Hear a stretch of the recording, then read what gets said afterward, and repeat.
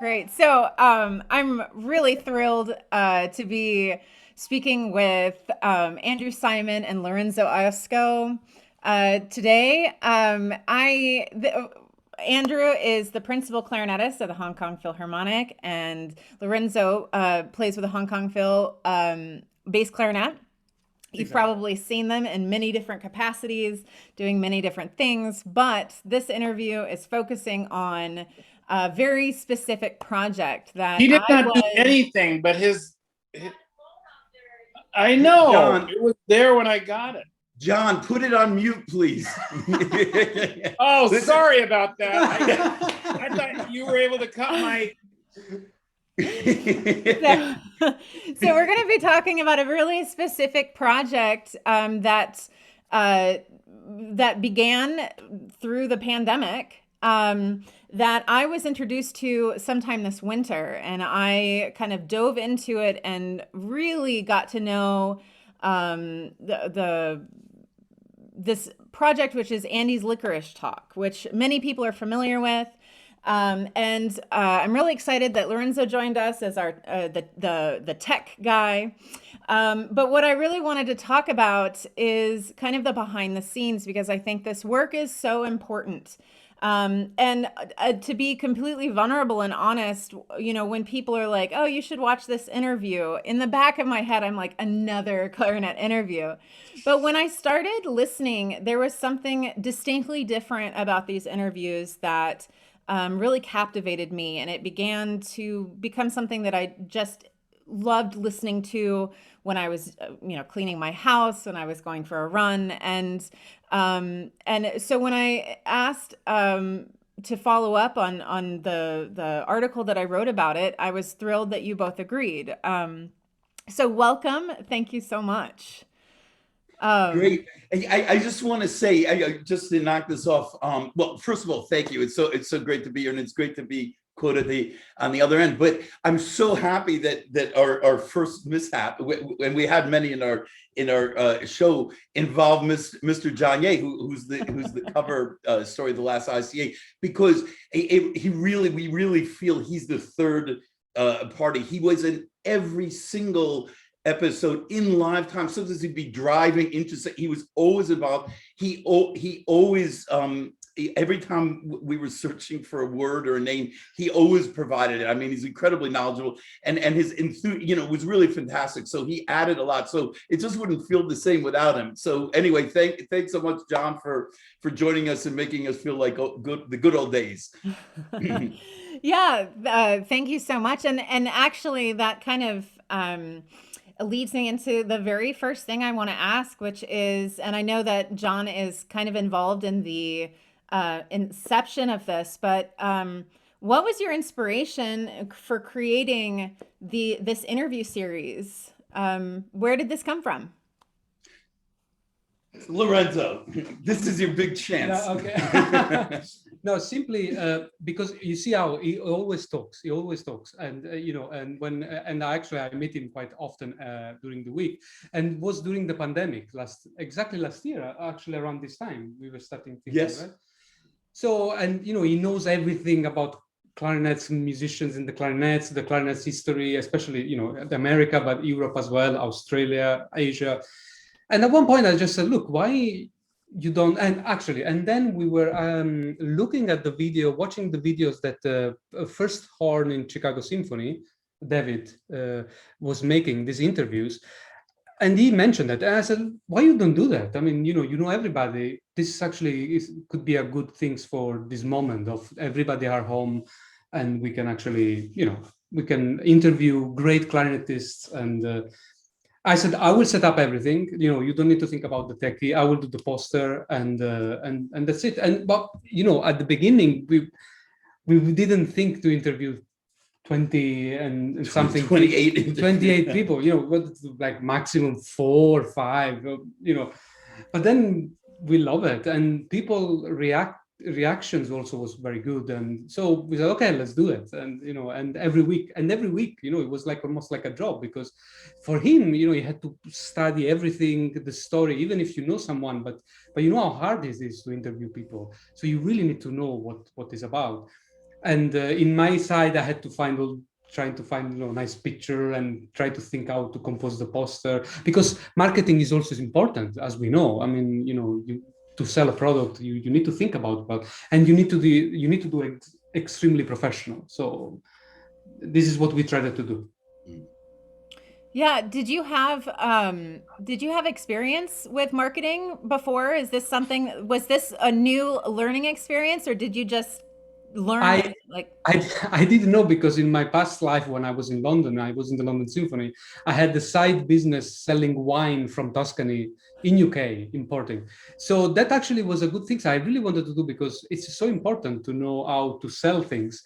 And so at the time, I really had to learn how to do marketing and stuff. So it was like going back to those days, and I had a lot of fun. Yeah, I mean, it needs to be said, because our balance is really, I think it was just the perfect chemistry. Well, first of all, I'll say this: it was almost like, because during this period, it's hard to describe. It was very fascinating doing these, because all the countries were in sort of different periods of COVID, and everyone had different kinds of restrictions. Some people were literally locked in their homes, and other places everything was free and the numbers were great somewhere else, and this would shift all the time. So in our situation, we were kind of in between, and he would come over once in a while, and so it actually became a bonding experience. He would come over, and it's like the interview series was almost a byproduct, but our differences is perfect. First of all, he's very artistic and has multi-talent, so he loves the idea of doing these posts. It was like talking. Sometimes we tried to shift the direction of the series and talk about it, and the first thing goes great, but now we have to change the form of the posters and I'm like, come on, can we talk about what's important? No, but the color scheme, and second of all, there's a sizable generation gap. I won't say who's older than the other, but to protect the innocent. But it was really interesting. So like the kinds of people I wanted to interview and the kinds of questions I had, the people I looked up to or considered colleagues, and the people that he viewed, it was completely different. He's European. He had that aspect. I'm an American living in Asia. I had a completely different concept. He's extremely techie minded. He's looking at the people doing the videos, and I'm looking at the people who studied with someone 100 years ago, and so that was a fantastic kind of juxtaposition. But the other thing is, I'm basically just clarinet and this, and he just he just conducted us. He loves all these hats. He just thrives. So he's actually, a lot of people hopefully know that. He's truly considered one of the world's great bass clarinets. I've personally been there when Simon Rattle was pleading with him to come back to London Symphony and saying if only played German clarinet. We were at a post-Berlin Philharmonic reception in Taiwan. If only played German bass clarinet. Someone's retiring here. Concertgebouw calls him for he's really known as one of the great bass clarinetists. But as soon as we did a few of these, he was doing interviews, and people kept on saying, "Oh, we saw you on this interview series," waving as Andy's sidekick, and I thought he's going to be incredibly hurt. And he's like, "This is so great. I'm being known for something other than bass clarinet," and for me, I almost felt like, well, I've been working my whole life to be a clarinet player, and now I'm just, interviewing people. It was like a different kind of thing. But what I realized, and people pointed out to me, it's because of my 30 plus years of doing it that I was able to have the success with this series, that I knew the people personally. And I remember Frank Cohen, who was one of our earliest guests, he said, "Andy, you speak their language, and that connects with us in a different way." So all of it, I have a pianist who just loved it, and he would say, "Well, this is a culmination of your 30 years." I said, "What do you mean?" He goes, "I was watching you interview Stanley Drucker, and you interrupted him." He was like, who would have the courage to do that? But it was, that was all part of it. So it was really a tremendous experience all around. So when did you buy into, like, I know that you suggested it and and you were thinking like, well, I've been trying to be a clarinet player and now I'm going to interview. When did you buy into it and realize that this was something that was really important to do and that the product you were producing was really special? Right. Well, those are great questions. First of all, I don't think people understand. If we were going to do this, I think the normal thing to do, and already would be rush, is sort of take a month out, do it, plan your guests, really plan it. Who do you want? He suggested it. 3 days later, we were doing it. I mean, I literally 3 days, and this is the crazy part. We were committed to doing it weekly. So it was unrelenting. We just started it. So he said to me, we'll do it. Actually, as you mentioned, it started with John Ye and Steve Williamson in the Chicago Symphony, who we know very well. Well, and we know David Cooper. In fact, he's played as a guest with our orchestra many times. So as has John. John's even played with us. So he said, look, Andrew Mariner was our principal clarinet, his principal clarinetist in London Symphony. He knows that I've known Andrew for years. And he says, let's do it. But the first person has to be Andrew. And immediately I got a huge kick out of it because he had just, in my COVID included, had just retired. So his last day was something like the end of June 2019. And I met him in London and spent the day with him just a few days later. And he invited me over and he showed me this amazing book that the London Symphony had given him. I mean, the most famous conductors and soloists all wrote letters to him. He had programs doing concertos with all the most famous conductors and soloists and it was just amazing. And the orchestra had bought him, I think, an autograph score. Is it Last Four Songs of Strauss? Or I mean, it was so touching. I mean, he was teary-eyed and showed me, and I just kept on saying, the world needs to see this, and what I remember about that trip, it was fantastic because here I was a tour assist for a few days. I had to run back to do his l'histoire in Shanghai a few days later. So it was my fault. Yeah, he's finally learned. So, and I had such an English experience because I'm a huge tennis fan. So I went with my friend to Wimbledon, okay? And his car broke down. Okay, and someone comes over and helps us get cables, and he leaves. I can't remember the guy's name, but but my friend says, he's a pretty good actor, and I said, what do you mean? He goes, yeah, he played Prime Minister Chamberlain in King's Speech. Okay, I said, no kidding. And that night I went to see Andrew, and all clarinet fans out there should know this. If you actually look at the at the credits at the end of King's Speech, they have the Mozart clarinet concerto. But what's amazing about it is the orchestra just plays, the whole opening, and Andrew plays, I think, 4 bars. And so just 4 bars, and he loves it. He talks about, well, I got the paycheck and everything, but I made a mistake and there was only 30 seconds to go, and we had to take. So anyway, it was just such a great experience, such a British experience. I met 2 people from King's Speech in one day and went to Wimbledon and all this kind of stuff. So anyway, it was just kicking out these stories. I thought the world needs to know all these stories. I mean, he had great stories about Bernstein, and I thought people would be really fascinated, but it just started as a laugh. And he mentions, ironically, because I would think he thought more of this as a show, and I was the one who later thought of it as a documentation. He brings up, when we started getting to like Michel Zakowski and Stanley Drucker, and Drucker's talking about premiering Shostakovich 10, premiering Shostakovich Violin Concerto, reading poems from Bernstein that he gave him. He's talking about working with people that Mahler hired. Like, imagine they're at the cafeteria. So what was the old boss like? Yeah, well, let me tell you, when Mahler did, I couldn't believe it. And when Michel Zakowski is talking about, studying the Copland with Benny Goodman and premiering it, not premiering it, but playing it with Copland conducting. And then I didn't know that the Berio, Brahms, first Brahms clarinet sonata orchestration, that was written for her. John Williams wrote her a piece. I sort of think first woman ever in a major orchestra, first clarinetist, second longest career ever, after longest career of anyone not named Stanley. That's our ongoing joke. And I just thought, no, this needs to be documented. These people are not going to be with us forever. Later on, we got John Curigliano on there talking about working with Bernstein. I thought, we don't know where we're all going to be in 5 or 10 years. And this could be like you going back to see Mühlfeld or Behrman or something, interview talking about these pieces that were written for them. I mean, it could be really an invaluable documentation.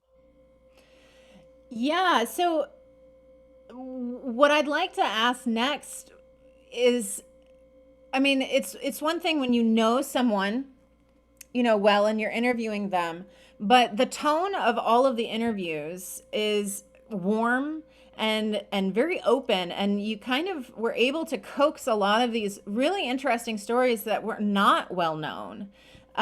So how did you prepare for the interviews, and what was it that you did with people that you were just meeting for the first time? How did you set that tone, and what was your process there? Right. I mean, it still needs to be said. So many people had different suggestions, and can you interview them and stuff? And it needed to be said actually as I said, there was always the balancing. This is a live show. And I mean, it's so cool getting the live comments and all this kind of stuff, but also this is a documentation. So, but the chemistry, I really thought the chemistry between me and the potential interviewer was really what was interesting. And it needed to be preserved. And thankfully, I really knew all of them at some level. I would say most of them I knew very well. Okay, but even then, what kind of research I do? For example, Osmo Vanska, I thought it was terrific to have really an A-list conductor who had, I didn't realize he had a principal clarinet job for over 10 years. He's considered the father of clarinet playing in Finland. I mean, all the best known people studied with him, and he brought over Leicester's teachings and all this kind of stuff. So, I know one of his students who teaches at the Sibelius Academy. His name is Harry Maki. So I literally set up an appointment, and I know Oswald because we've worked together, but we set up an appointment and he gave me insight to his impact on Finland and his impact on clarinet playing in the early days. In the case of Yehuda Galat, I know Yehuda, but I'm very friendly with Herman Stephenson, who's the principal of the Stockholm Phil. And he's kind of one of Yehuda's early success stories. So he had a lot to say. I also set up another appointment with him for Martin Frost, because he was a kind of a teacher of his early on, and they're great friends. So I really tried to do research on people, but you're exactly right. It was the warmth. The most important thing was keeping that feeling. I can give you a good example. Sabina Meyer, if you look on YouTube, you won't find any English interviews. You won't find any interviews more than 10 minutes, and you won't find any internet interviews. She just doesn't like them. Okay, she just doesn't like them. So I tried, I talked to her agent, no, okay, fine. Even our orchestra, she's going to play with it. No, even if you hire me as a soloist, I don't feel comfortable. Great. Michelle Zakowski had such a disarming interview. I highly recommend it. And she's someone I didn't know well, actually, who I've become great friends with. And Wurlitzer contacts me and they say, look, we want to start an English language page on our website just for your interviews of our guests. And can I have your permission to get Michelle's? Sure. So Michelle shows up. Okay. 3 weeks later, I get a email from Sabina's husband, Rainer Vele, saying, look, we don't like these kinds of interviews. She feels it wasn't a snobbish thing. She's self-conscious about her English, the internet she can't hear well. He says it was the tone of the interview that attracted us, and we'd love to be on.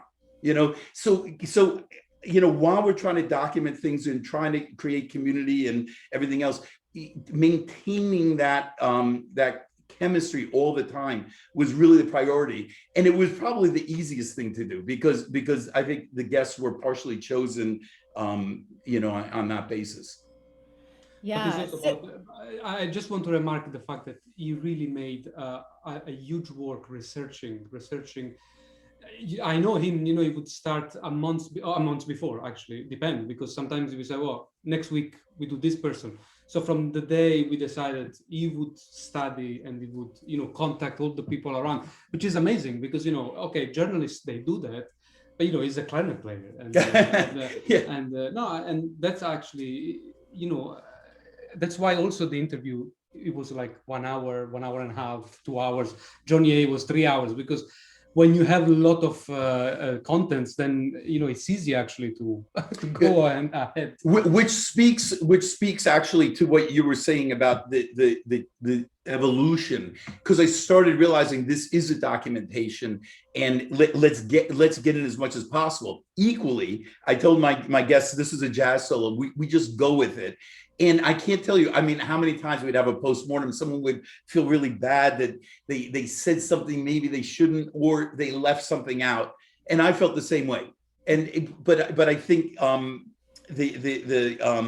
it just is what it is. It just was what it was for that moment, and we just have to accept it and move on, Yeah. So you mentioned, the medium that this was happening. So we saw the kind of the warmth that was going on in front of the camera, but I know that there was a lot going on behind the camera, and specifically something that really piqued my interest was that Andy, you mentioned that he was kind of feeding you information about audience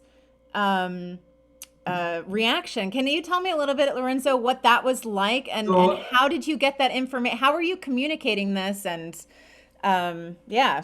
Yeah, so I always was next to him, of course, out of the camera, and I had 2 computers and an iPad, because what I was interested, first of all, I liked a software or a program using for streaming. We did use Zoom for a few interviews at the beginning, but then we swapped to another one that we actually could see the comment live. So, but when we used Zoom, I had to have one computer just for the comment on Facebook Live. And also we were looking at the number of viewing live. Not only, after a week, we could see the amount of viewing in general, but I was interested more in the live. And it's amazing because when you talk about something that interests people, you see the numbers of people viewing increasing, and when there is some funny things happening, it's going up. I mean, the case was Michelle Zakowski, his husband, coming in and making joke and stuff, and we could see the numbers going on, because probably people are always looking at Facebook, and usually the interview live is not the audio is off. But then when you see something going on behind, you see the video, I think people were actually interested and pushing the button and then getting into the interview. So, and there was a few times like that. And so behind the scene as well, sometimes I had to tell him, like, please go on, like, oh, just cut, or depending on also what the topics they were talking about. And so this was the main thing. Well, I love to talk a little bit about him, because he didn't, maybe people don't understand how much of a contribution it was. But, first of all, you talk about dedication. Our time, one of the kinks with, time zones was so difficult. He was he really wanted to get Europe in. We have actually quite a big, as clarinetists, a big community in Australia. We've been there, done classes, recitals together, toured many times. And that was always a difficult one. Someone had to suffer with the time zones. But you have to understand, when we're doing Michelle Zakowski, we're starting at midnight, and we're going to 3 a.m. on his birthday, and he lives an hour away. So like, he would literally rent a hotel for his family, pump up on coffee, come here at midnight, go back at 3 a.m. It was a tremendous dedication. He would do a lot of fact checking.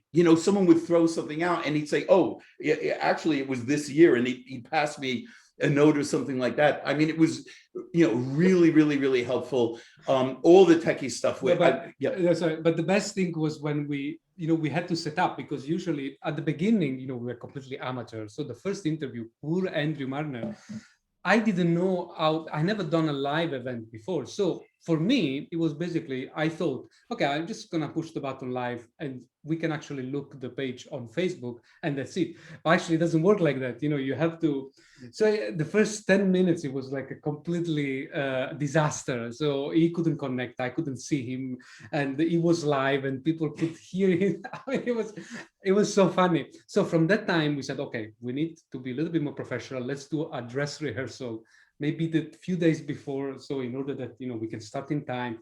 Because also was the issue, the first 2-3 interviews we started like with 20 minutes. No, the one really was Charlie was the second. Charlie Nighting. We sort of 37 minutes late, and I'm just not built that way. I'm just not built that way. I mean, Andrews was like 3 minutes late, and I nearly fainted. Okay, and it's like 30 minutes late, and poor John. You have to understand, there's people who were setting the alarm clock. There were people in California. They wrote in. We set the alarm clocks at 6 a.m. On Saturday every day. Every week. My wife wants to divorce me. My husband wants to divorce. They don't understand why I'm doing this. And these poor people set the alarm clock, and John's like, did I get the time? I remember he's taking, and I'm like, Frank Cohen, that was only about 5 minutes late, but you can see the interviews.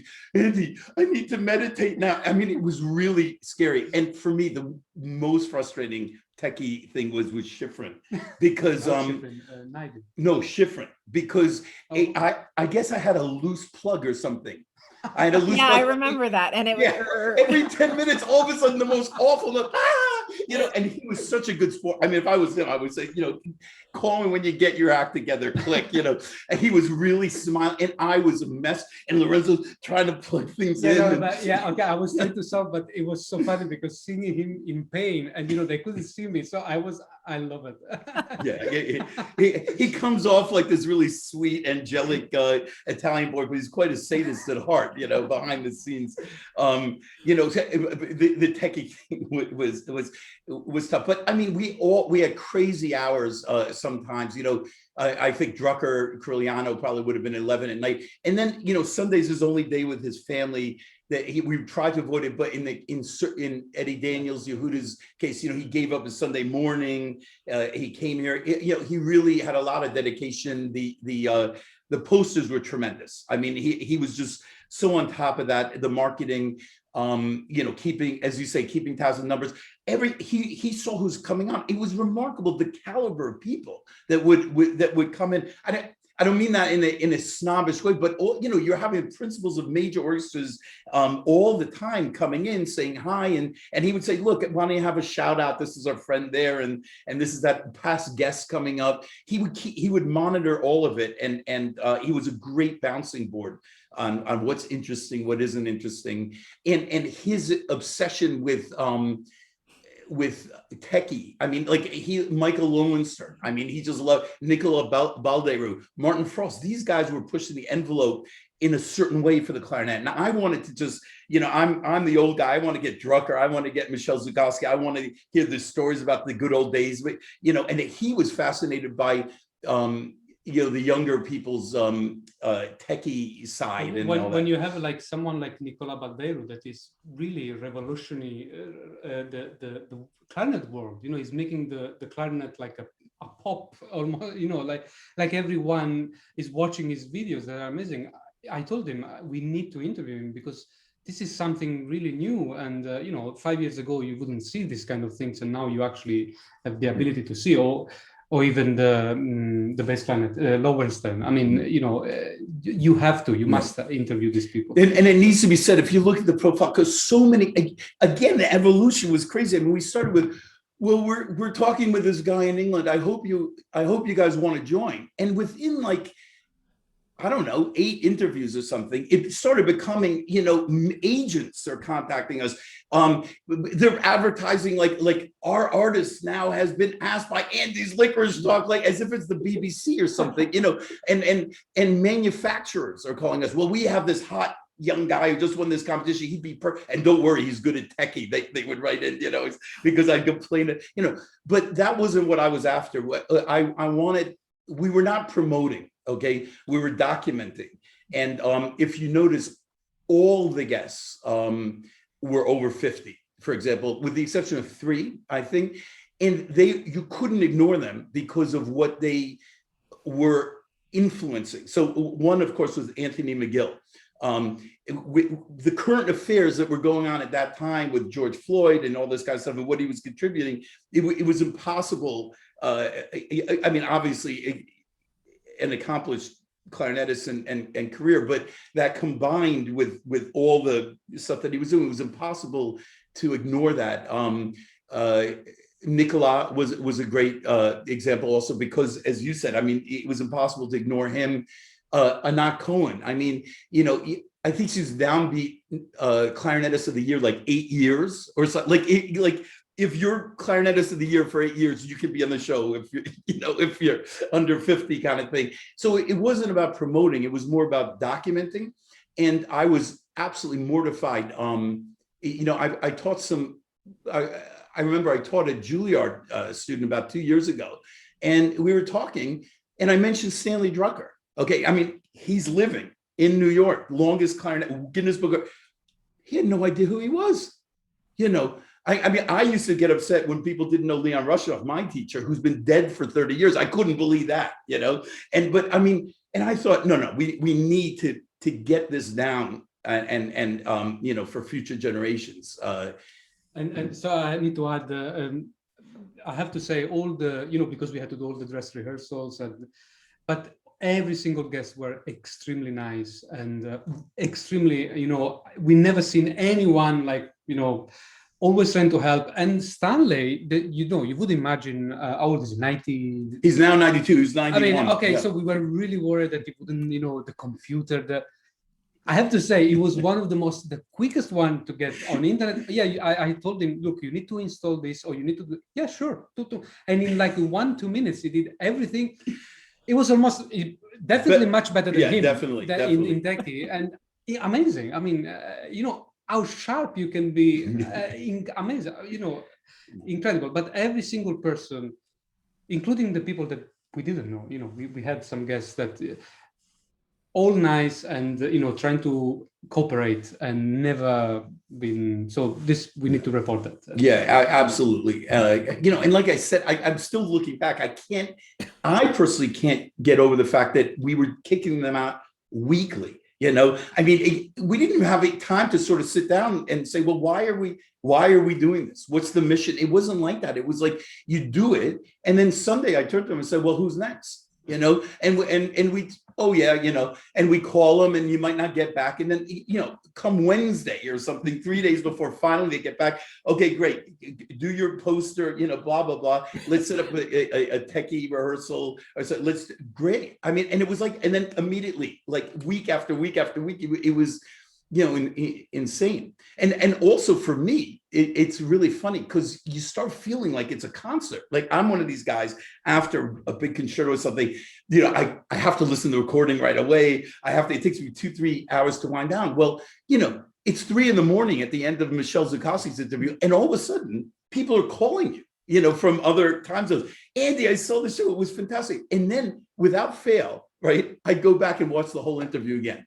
I was that jacked. And then it's like 5 a.m, and then Sunday so that was an evolution. It took me about a dozen interviews before I could bring myself to just, okay, job done, let's go to sleep. I mean, it was like just those kind of emotional changes was a phenomenon. So I have several questions that branched from that. The first, I want to go back to Michael Lowenstern. So, that you had this incredible chemistry where you're figuring out, Lorenzo, that, how people are engaging, and you're figuring out how to receive that information without letting anybody know. I had no idea you were getting notes passed to you. But then there was the Michael Lowenstern where you both were on screen. Who was watching the screens? What was that like changing and getting on screen, Lorenzo? Well, yeah. So first of all, I never wanted, to because he's great to do these things, but because Lorenzo is a bass clarinet player, and I know quite well because I've been following him, and he's a pilot. I love airplanes, so for me, the fact that he can, pilot an airplane. So yeah, no, So what we decided, I said, okay, I will interview the first part, but then you will take over. Also because, again, he was the one interviewing, and I really wanted to be the guy looking after the techie stuff. And, it's important, I think, to establish the rules. And okay, sometimes, it's fun to have an entrance. Actually, every interview He made an appearance. yeah, I wanted to say hi and stuff, but I never wanted to. I think it's important. This is your show. I will be behind. I will help. I will do. Sometimes, okay, I will come in and for certain reasons, but yeah. And the problem was he was pretty good, and so and then I remember we talked to Yehuda Gilad, who was talking about, wow, staccato is so great depending on what language you're from. Lorenzo, you're Italian. You must have a great song. And I'm like, Yehuda, can we stop talking about things that Lorenzo does better than me? Okay, so he was getting pretty good at the interviewing thing. We know that he speaks the right language for staccato. I started thinking maybe he wants to be principal clarinet, so we got to shut this down right away. Okay, but in fairness, I just want to mention a few other things. He did make a few appearances now. One thing about the show that I actually you felt a little stressed because you have to keep on up with current affairs with both the clarinet world and the real world. As I mentioned, Mcgill or Wenzel Fuchs, like what are orchestras doing right now? Germany was one of the first to go ahead, but it was his idea. Laurie Bloom, the Chicago Symphony bass clarinetist, had just retired, and it was quite sad. I don't know, it was about 40 years, and completely anticlimactic. He just, oh, by the way, no concerts, see you, so it was Lorenzo's suggestion, let's get him on John's show, and John very graciously shared the spotlight, and Lorenzo certainly participated in that. He also participated in a little bit we had a really fun interview with Vanya King, tennis player, and 3 trumpeters, because I was grasping at straws. I just wanted to get these guys down. So I had done a l'histoire du soldat with all of them, except the tennis player. And he had conducted, actually, as I mentioned before, in Shanghai. So he had a few comments to make there. And also, it needs to be said, while we had a purpose for the show, someone had written in, and they said, look, we've actually gotten to become fans of Lorenzo. We've been following on YouTube. I didn't realize he was that good a bass clarinetist. We're curious, what's it like being you've got the Munich competition winners, you've got the principals of Berlin. What about the guys in the section? What about, I'm in the community band. What's that like? We want to know about a little bit more about equipment and stuff, which I was trying to avoid. I thought, well, maybe there's some value. So she actually interviewed, she gave some questions to ask him, and he participated that way. So he actually, got involved several times, to great success, and a little too good.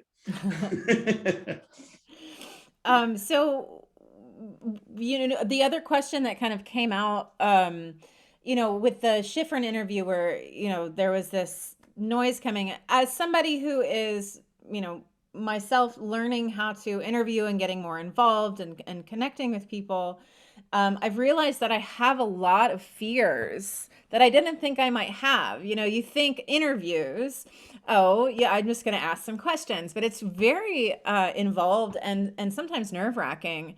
What were some of the fears you had, or what were some of the moments that you were like, uh-oh?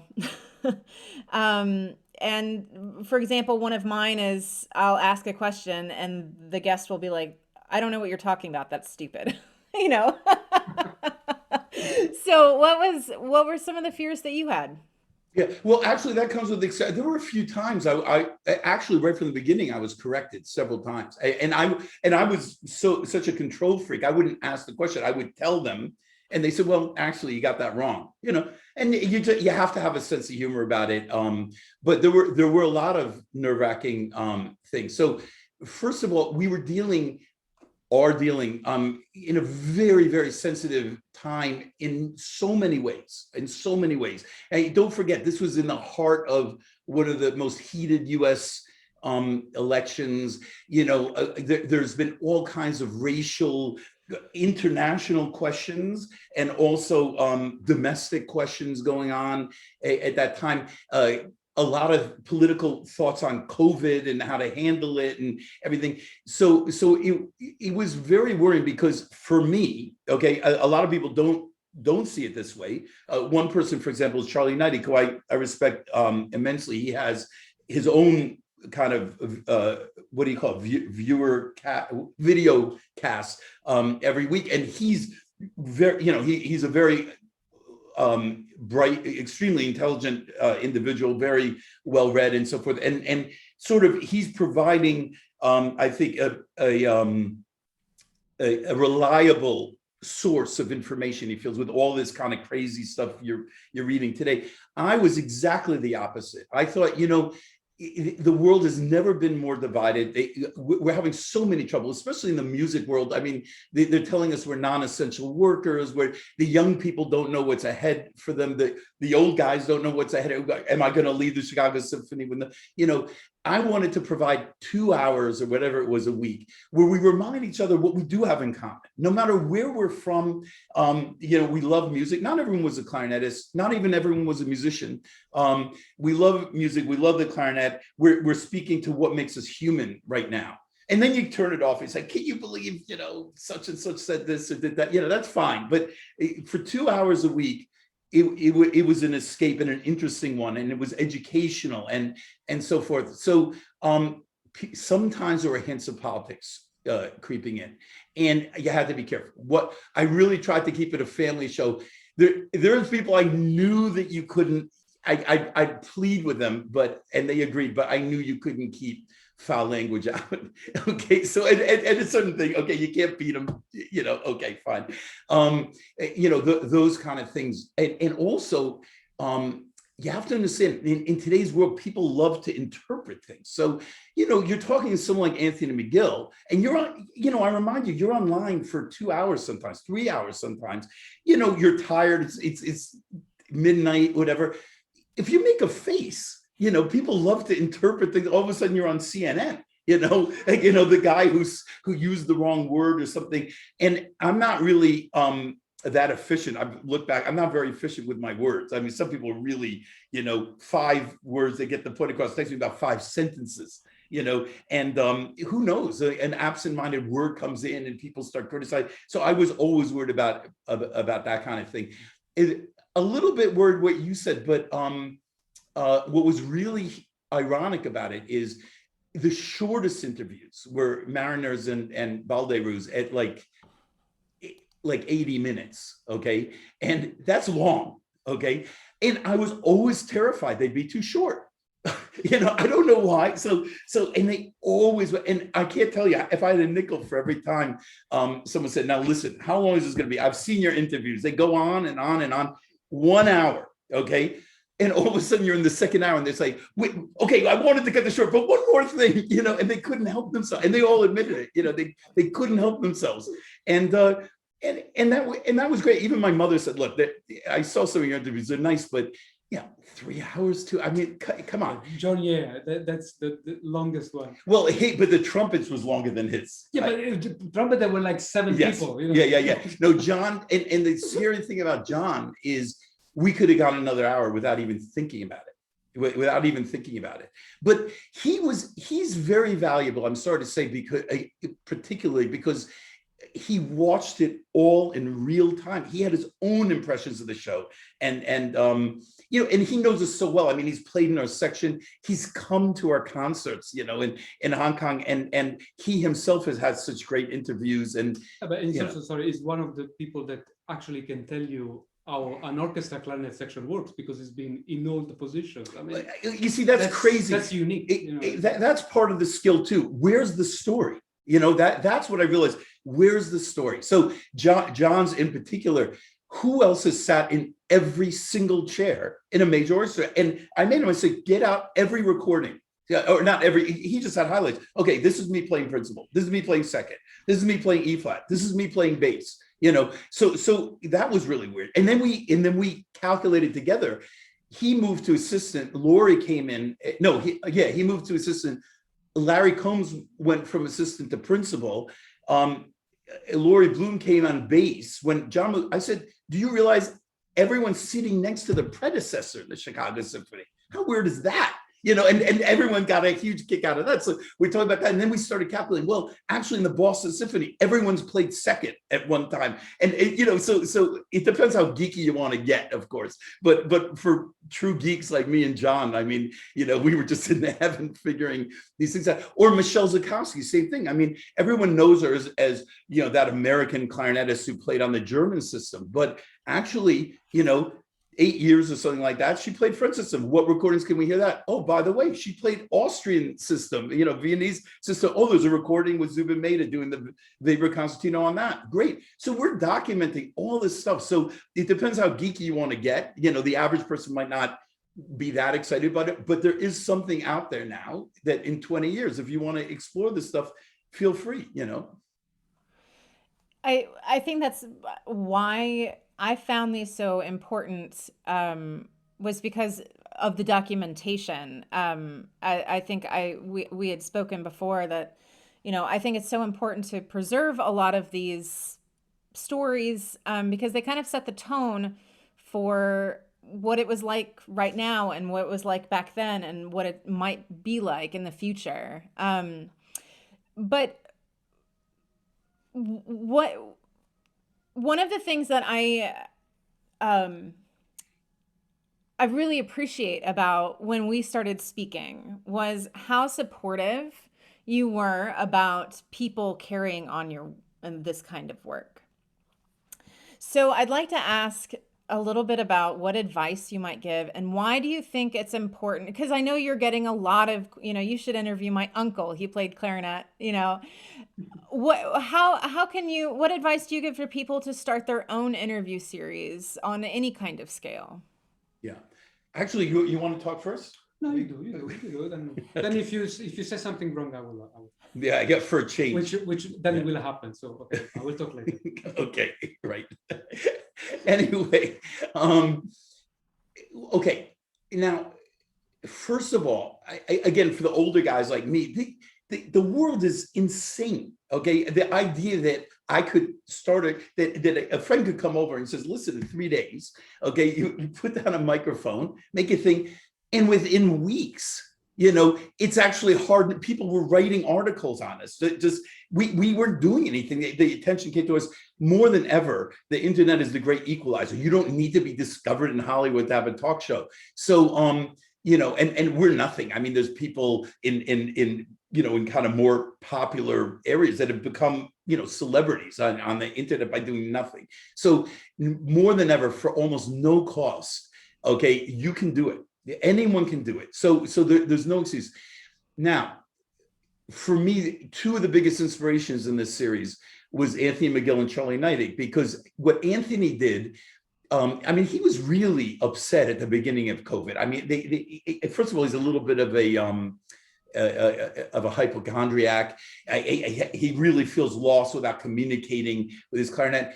And within a month, he takes an iPhone, plays a little tune, and the rest is literally history. I mean, so this is a guy who reached more people during this period than he ever did in the peak of things. And Charlie Neidig, in his interview, I said, what advice do you give? Because we need to stay proactive, and it is about giving back too. I think we were talking about for younger people, of course I'm worried for myself and people, but look, even if the worst had happened, I've had a really, really thorough career that I'm extremely grateful for. But you do want the people that are studying with you are so committed now to at least have a glimmer of hope. And that this is what he said: we need to stay proactive. Now, one thing I talked with Sean Perrin at Clarinet, you do get some wacky messages, and there's a lot of criticism. out there. This is probably true for all things on the internet, from politics to whatever. A lot of criticism, but it's so easy to do yourself. So, do you want to be the person who says, well, you're lacking this, I really wish you did that? Or do you want to be the person that brings that? That's the question you need to ask yourself. And there was a lot of that. And there's so many, well, I wish we had more of this demographic. I wish you talked more about equipment. I wish you talked about the young, hot coming people. Great, do it. Yeah, and you have my blessing. In fact, I would probably, for a mini series of something you wanted to do more of a certain demographic, I would contribute. We contribute a lot of donations for various little things already, for ethnicities and things like that in the clarinet, where we're very happy to continue supporting that. So be the person to do it. Be a doer, not a critic. I just want to, a great example was Sabina Meyer. Okay, here you now have a 85-minute interview of someone who her career was special because it's like a really solid 40-year career with no ups and downs. I mean, she's really always been there for 40 years, and you just can't find anything on her. And I don't know if you will. So it was under the condition that her husband, who knows her like the back of his hand, they're almost partners in everything. His English is stronger, and it's just, you can see there's a dynamic between them, and that was good. That was actually very much part of her psyche, and he was doing a lot of the talking, and it was a request of his, and I was very happy to do it.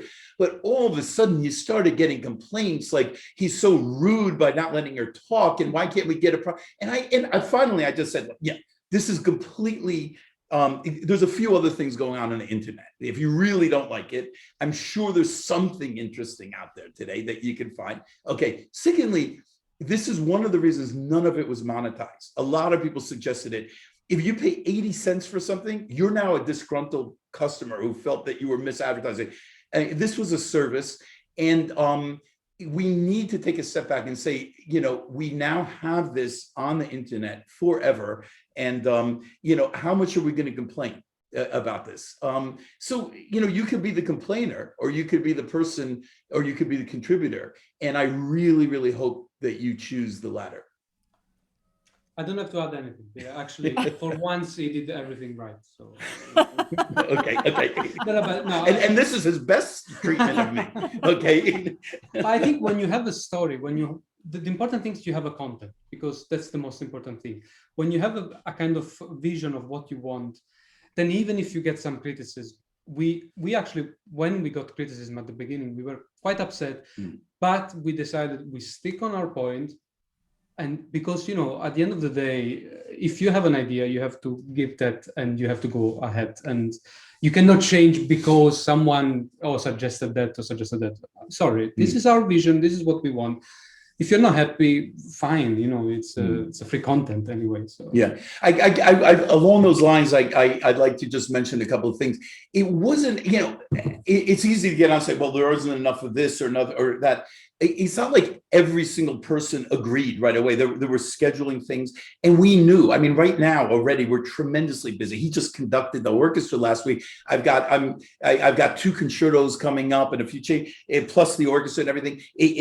We knew this wasn't going to be manageable forever, and it was very unpredictable. We wanted to get in this stuff and document it. So sometimes we wanted people. We asked, for example, Sharon Cam in Europe. I mean, for 8 weeks, she just couldn't manage. She really wanted to be in. She had seen some of the stuff. I went back to her at Christmas time, and she just said it just doesn't work for various reasons. She was doing a seminar, some kind of online thing, and she's not allowed to do a publicity thing that week. There was always, Doreen Ketchens in New Orleans. I mean, we thought that would have been great. It just didn't work. So sometime once in a blue moon, someone wouldn't even respond. Almost everyone got on board, but it wasn't like, this was our complete vision for 100 people. It was cut at a certain point. We could have gone on. It was not everyone agreed to it. I want to mention the future a little bit. There were 2 people that did commit, and one day we hope we can get them. The thing is, they're octogenarians, and they're really, one doesn't have a computer, the other doesn't have a camera. They'll need some help, and they both live in Germany, and things are fairly locked down. We understand, but one was Giora Feitman, who we do hope we can get back, and another was Carl Leister. So we do hope. I mean, again, this is a guy who would ride on Von Karajan's private jet plane, and of course Giora's, in Schindler's List and all that. I mean, I think it'd be tremendous to document them. I want to just also mention, while we're not really doing this exact series and we don't know what the future holds, I just had 2 ideas that are upcoming. One is, again, the tennis player, Vanya King, just retired 2 weeks ago. So it's not going to be an Andy's Licorice talk. This is going to be, finally, I could be my alter ego. I always want to be a tennis commentator, okay? So it's just going to be on my Facebook page, okay?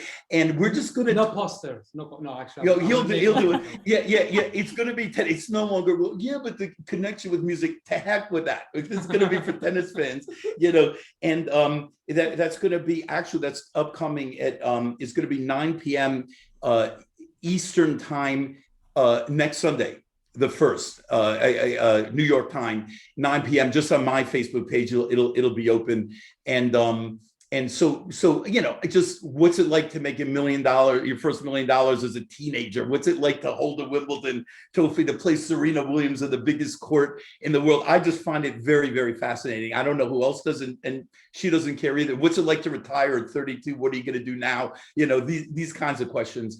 And then the other one, I was just, I had a really fun experience a year ago. I did a little recording. I posted a movement from Benny's Gig by Morton Gould, which was written for Benny Goodman's 70th birthday. And I had a story. The story was that I was on the Juilliard elevator as a student, and he got on. And I was completely, my stomach, and I said, you got to shake this guy's hand. I didn't have the courage. And I finally lifted my hand, and he walks off. And I said, well, there'll be plenty of other times, I'm sure. And he died that night. Okay. So it was a real regret. But a classmate of mine, Julian Milkus, at Juilliard, ended up being Benny Goodman's only student. Okay. He studied with, he was like a second son to him. And he then told me, he contacted me and he said, listen, he was there to rehearse with Homer Mensch, a bass professor at Juilliard, to finally perform Benny's Gig. As far as he knows, he had never actually performed it, and died before he did. And I started thinking, wow, this is really interesting. And then he said, along the lines of Andy's Licorice talk, he says, I gave a talk to a bunch of high school students, and they said, this is Benny Goodman's only student.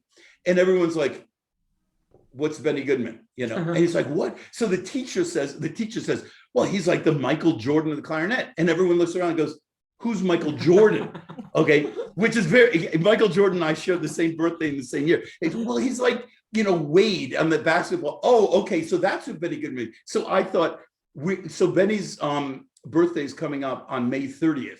So I'm actually going to do an interview. This will be Andy's Licorice Talk, just on the backstory of Benny Goodman. What was he like as a teacher? What was he like as a person? What did he say about people? What did he do? He's I believe his daughter's writing a book now, and this guy Julian is actually mentioned in it, like substantially, like a whole chapter or something. And just all those kinds of inside things about Benny Goodman. So we're going to do that on his birthday. And I'm going to call it basically the day that changed the clarinet forever, if not the jazz world, if not the world, or the music world at least. And that's going to be 9:30 a.m. Eastern time on the 30th of May. So I hope people bother to tune in for that as well, because it could be really, really fun, that one. Wow. Those are great. Those are great projects. I want to ask it real quick, if you have the time, about your love of tennis. The very first interview that I heard, tennis came up. Um, but also some of my favorite interviews you did were with people who were not clarinetists. Um, how how do you make those connections? And what is like if you were to interview the people, I'm almost positive you will make a connection to music. Um, how do you make these connections? Is this just the way that your brain works, or I mean, it's really exciting for the audience, I will say. Oh, well, I really appreciate you saying that. Again, you're talking about, fear. I mean, we did get off the beaten track. First of all, Osmo Vanska, I thought was an interesting one. And Lorenzo, you see, who's doing conducting as well as clarinet, he loved it. I mean, he just there was so much there. I mean, at one point, probably make a lot of enemies, but, Osmo says, look, how can you be a great conductor if you can't play an instrument? An orchestral instrument. If you've never, so a guy like Lorenzo, for example, he's played in opera orchestras, he's played in 4 full-time orchestras in 4 countries. He understands from a different point. Our own music director, Jaap van Sweden, who's also the New York Phil music director, he was a concertmaster of the Concertgebouw. So this was Osmo's thing. He loved that. Of course, I mean, Crilliano, for me, that was a huge feather in the cap. And then we still have the clarinet geeks like Ye and Drucker side a piece. The trumpet ones I just love because I know the guy from Chicago used to play with us, so he's a friend of ours, and we know him well. And I had talked to him about his preparation for auditions. I think this is on people's mind. How do you win a Principal of Chicago on any instrument? He knows. He just did it. And then you have guys like Mike Sachs, who's my contemporary, who's been Principal of Cleveland for 30 years, who's training guys or women and that are winning jobs, and he's done the job. And you have people like Mark Gould who has taught all these guys, and then the tennis player. But Mike focuses a lot on sports in his interview, and that's why I said I want you to ask her some questions. And I learned so much from his interviews. He's a frustrated athlete. He's the first to admit it. Now, my teacher, Leon Rushinoff, just to get geeky about it, would insist that you read The Inner Game of Tennis, which was now there's sports psychology has moved ahead, but it was a lot of in the zone and stuff. And finally they wrote the Inner Game of Music. So that was fantastic. I don't know, we would do things and we always wanted to keep it fresh. So every few people I'd say,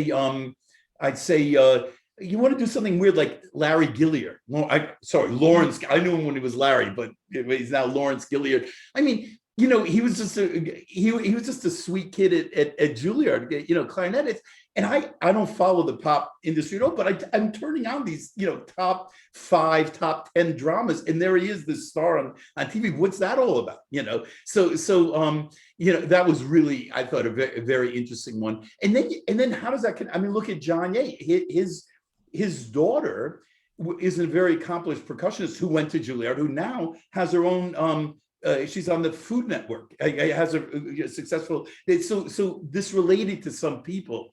So I thought we just wanted to keep it fresh. Every once in a while, can we grasp at a straw and go off the beaten track? And also the fact that actually to give hope to especially students during the COVID, that some students that are probably struggling and say, should I continue doing these clarinet things, or maybe there is something else that you can do. And that's for me the most interesting thing, that just look at one thing, but look at other possibilities as well. And those people we interviewed, actually they made it, they changed it and they were successful. And so it was also another thing important to show.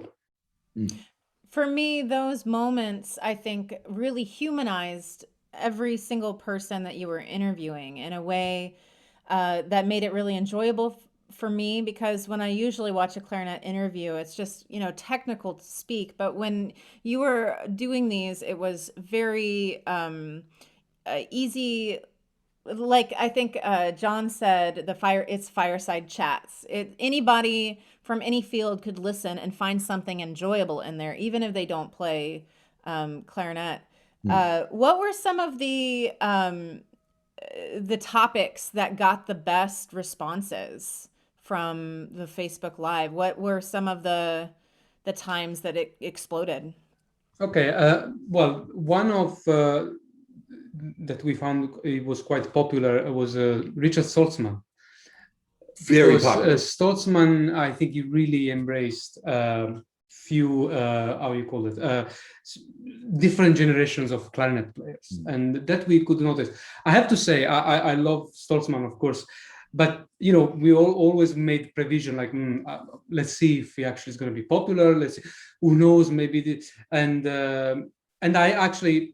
The only time I failed was with Saltzman because I was worried that he was not going to be very popular, and I was shocked actually to see so much attention from people on Facebook. That was one of the biggest.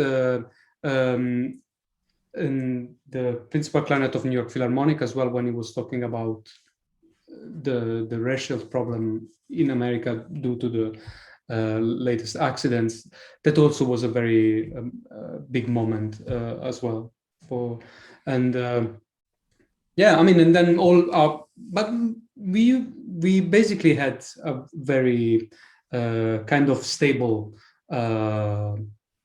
viewing and Viewership, yeah, like we kind of had like people like when you subscribe to a channel that they know that this is going to happen and they're going to turn on. Exactly. That's also something. If you look at the early episodes, I'm asking the audience, should we continue? I was being, I wasn't fishing for compliment. Is this something that's worthwhile? I mean, we don't need to sit there talking about our deep, dark secrets in public. If it was, continue. But what you found is, at first, I think it was very guest oriented, which is great, which is fine.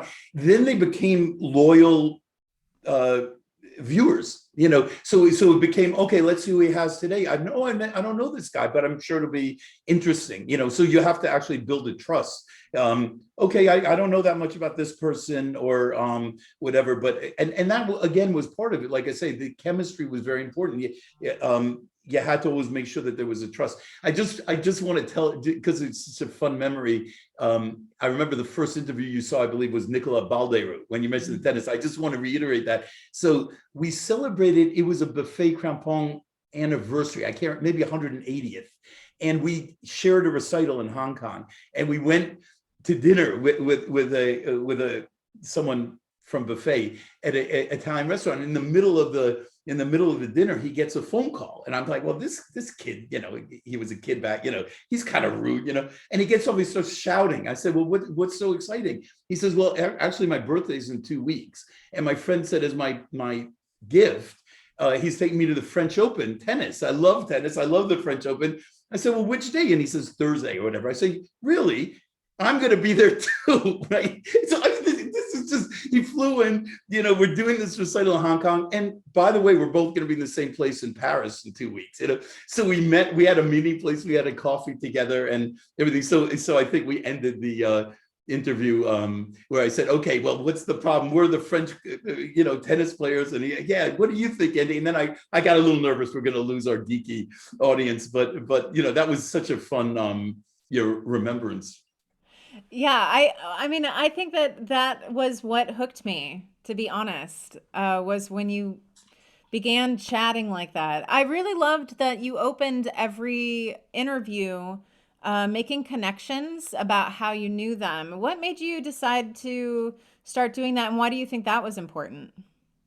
That's a great question. I'm not sure, but I'm so happy. Maybe I'm thinking maybe I shouldn't have done that, but that's how how I did it. I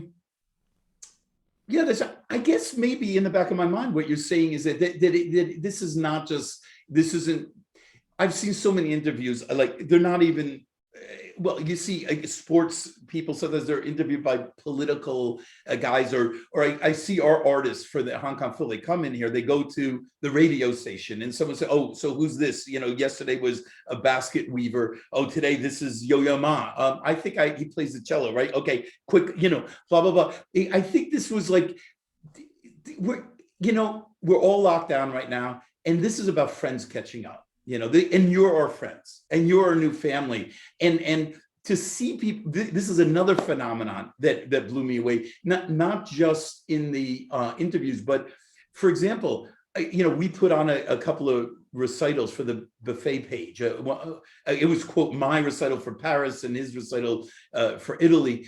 And you see the audience commenting in real time. And you're like, wait a minute, there's 9,000 people watching this right now? I mean, when's the last time I played for 9,000 people, like a sonatina, and all of a sudden you have 180 comments, and I have this picture of like cartoon characters with bubbles, like they're sitting there in the bubbles, like of course the people with criticism probably were quieter, so you don't get it, but it's a tremendous feeling. And I saw Anthony, when he started getting even more high profile after his movement, they posted his Coppola concerto with New York Philharmonic, and they had a little interview with him and Alec Baldwin. And then they go to that, and everyone was commenting, and he was writing at the same time as I was also.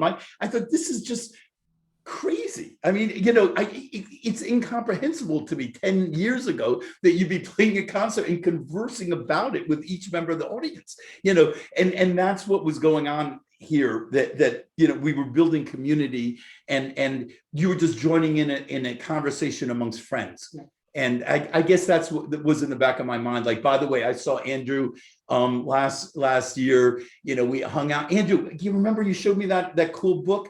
Why don't you tell us that, Angie? You remember you told me the story about when Bernstein stuck his tongue in your ear before Sibelius went? You got to tell that to our new friends, and that was the atmosphere. It wasn't like, so what attracted you to the clarinet to begin with? And, and do you, now that you're visiting Paris or Hong Kong, whatever, what's your favorite? Well, I really enjoyed seeing the Eiffel Tower. It provided me with inspiration for my Weber concerto. Okay, it wasn't that kind of interview, It was just friends chatting. And a lot of people wrote in, they said, to some people, I mean, to see Sabina Meyer, it's like they only have her on the cover of CDs.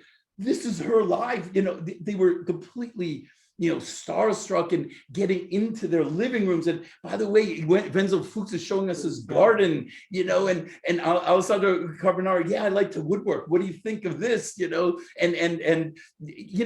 was Sabina Meyer's talking about raising her horses. And I wish we had a laptop, we could show you around our little village in Germany. This is something that you never get from these people. They're just people too, and they're worried about their students, they're worried about their own playing, they're missing it, they're depressed. They feel completely at the mercy of whatever the government's saying. That all the same issues that everyone else is feeling, they're feeling it, and we're talking about it right now.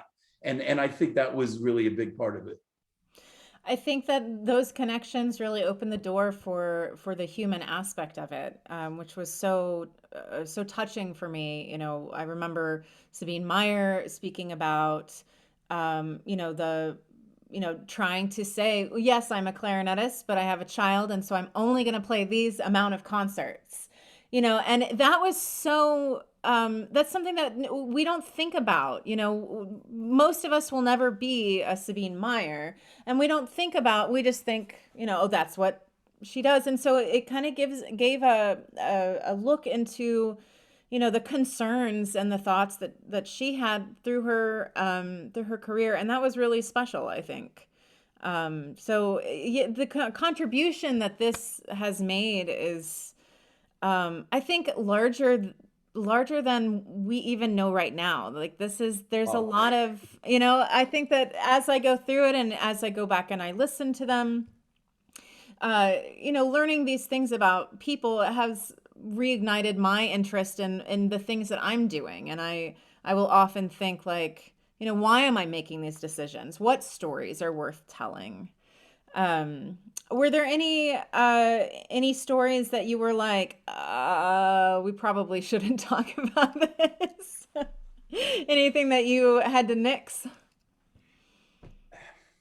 Well, there were times I would steer it. Both just like, yeah, this is interesting, but it's been 5 minutes, and he could tell all the time. No interaction, the numbers go down. It doesn't. You could be telling the greatest story in the world. You would see me behind, like, doing like, enough. Move. And very rarely, I'm portraying myself as a control freak now, but I wanted to be in a little bit control of the interview. Once in a while, I felt I lost control. Once in a while, and because the person, it's like a political thing. Look, I want to. Yeah. So, sir, what do you think about bubblegum thefts? And they say, well, we need to lower taxes. Because people, that's the way politicians are. And once in a while you got that kind of thing, but no, I would say there was some people who were very clear before. It needs to be said, there's some topics we really don't want to talk about. I probably shouldn't mention that for that reason. Please avoid that. And they were very polite. They weren't like, if you go there, they're like, we think that's boring.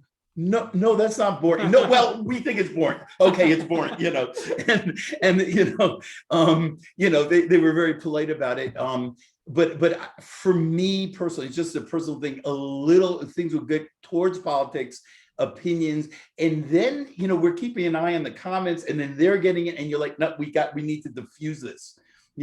That kind of thing. So that was just me. Like I said, there's many artists, they think that this is really a great platform to express themselves and all that kind of stuff. And I respect that. And some people do it very responsibly, but that wasn't what we were trying to do. Things were too divisive in the world on many levels. And we were bringing us together and saying, you know what, when it's all said and done, we're human. The music reminds us of that. And we are important, despite what the governments are saying, we are important.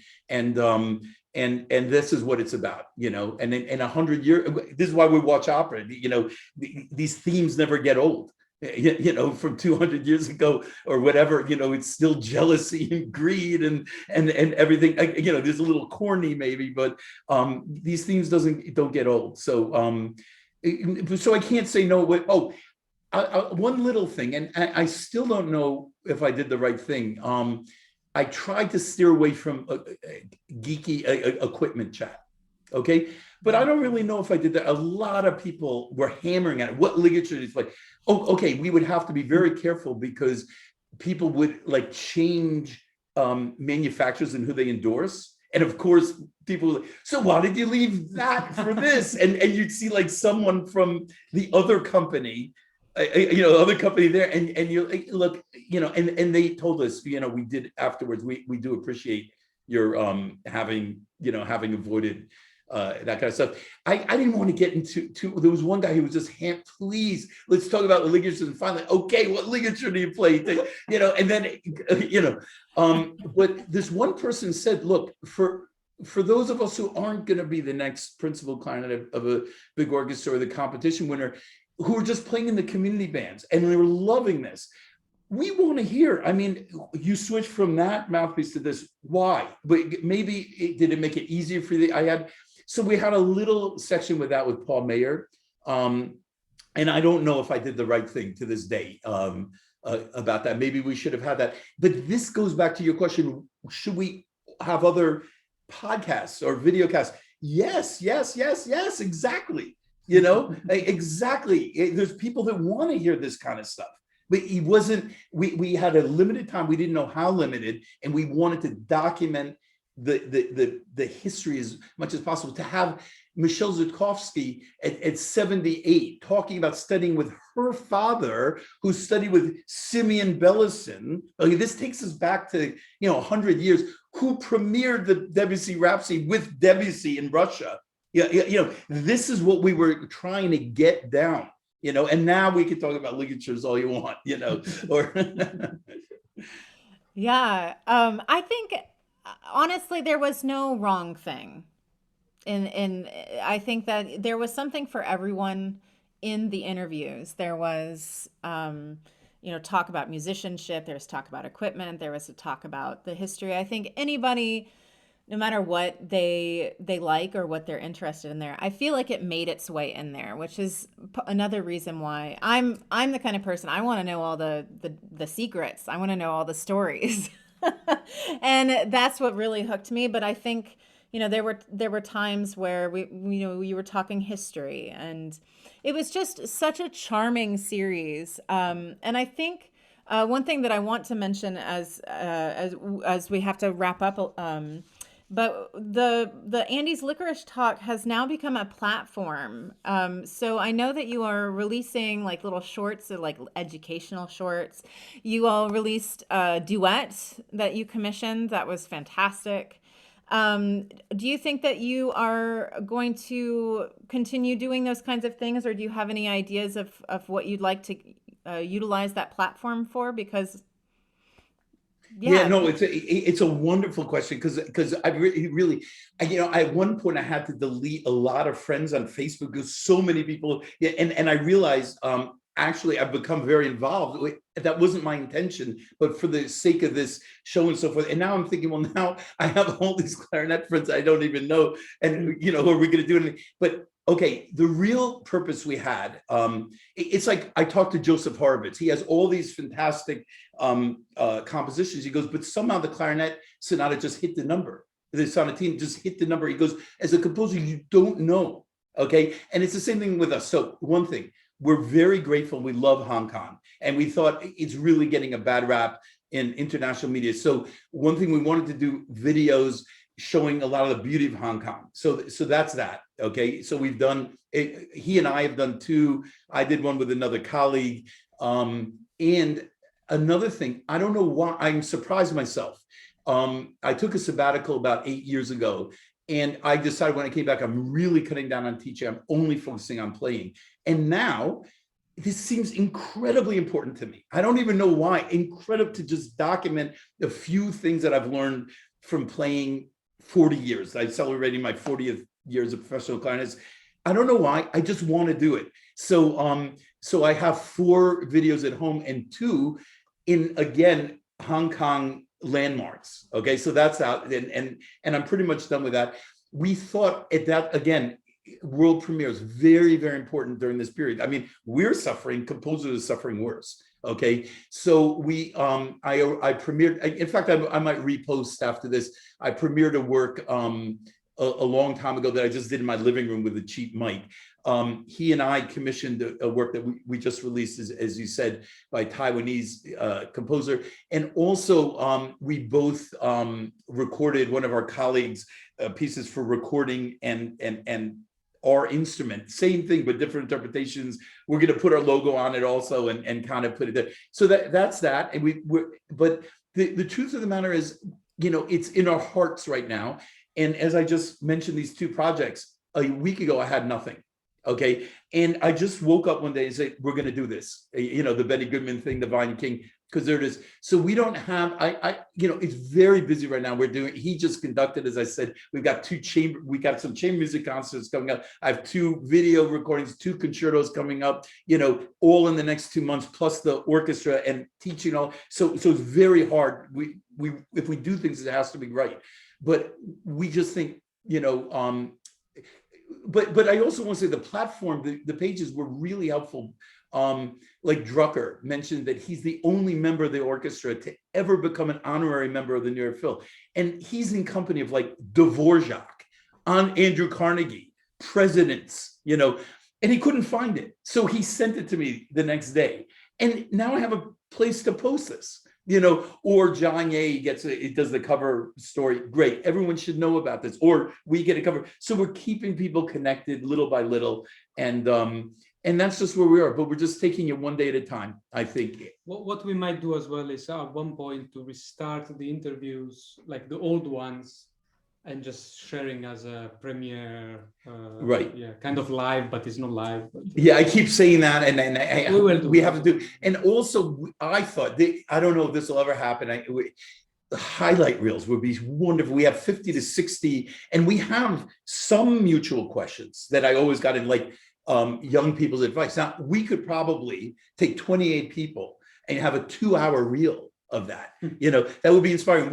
We already put together.